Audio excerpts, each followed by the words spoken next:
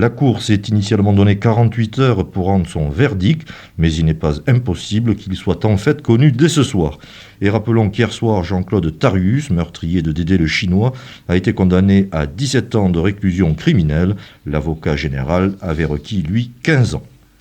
Perpignan possède désormais son propre bureau du tourisme. Jusqu'ici, la promotion pour le palais des Rois de Majorque et de Castille était assurée par le comité départemental du tourisme.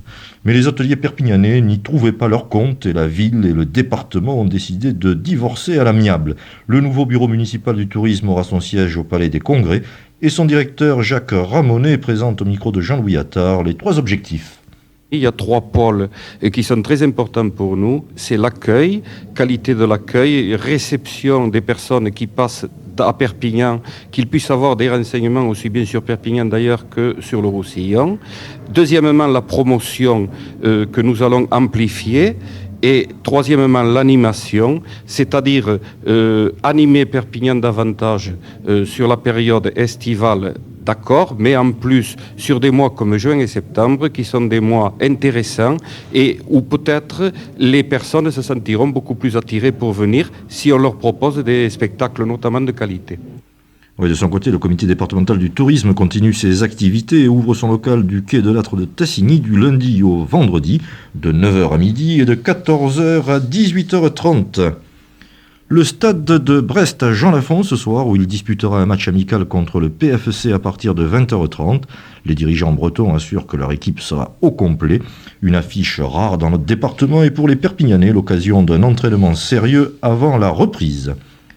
En cyclisme, l'Américain Alexis Gréwal, champion olympique, le Belge Franck Host, maillot vert du dernier Tour de France, seront au départ de la 3e édition de la Ronde des Pyrénées méditerranéennes dimanche.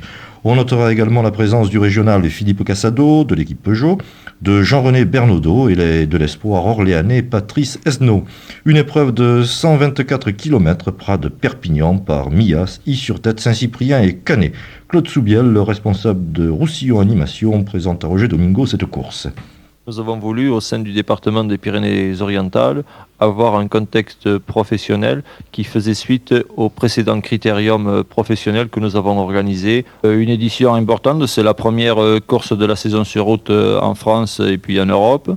Et puis un plateau de coureurs qui est important pour nous autres, avec 60 coureurs au départ, dont un quart d'étrangers, avec parmi eux le champion olympique américain Alexis Gréwal. Également comme bon coureur, nous avons Patrice Esnault qui a été 2e du Tour de l'Avenir. Ensuite, nous avons des garçons comme Bernaudot, l'Espagnol Munoz et beaucoup de valeurs comme le Belge Franck Host qui a été maillot vert du Tour de France. Je crois que c'est un beau plateau pour le Roussillon. Et petit à petit, nous sommes en train de faire venir les cyclistes sur le littoral du Languedoc-Roussillon. Il faut dire qu'auparavant, tout se passait sur la Côte d'Azur. Petit à petit, nous sommes arrivés à donner l'habitude de cyclisme plus près de chez nous, c'est-à-dire en Roussillon. Nous y arrivons petit à petit et je crois que entre la Ronde des Pyrénées professionnelles et les 5 épreuves amateurs, nous arrivons à un contexte que nous appelons les courses au soleil, qui font que dorénavant le cyclisme se passe ici.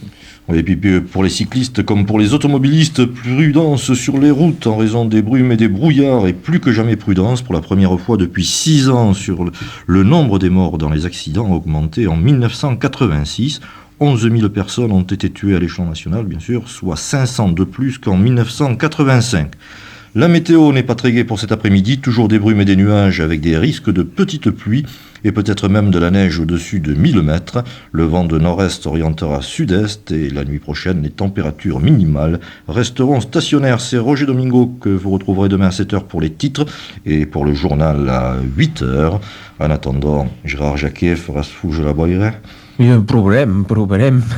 Aquí a Perpinyà plovineja. El que proposem és de passar una estoneta a la calenta a xurrupar ullada.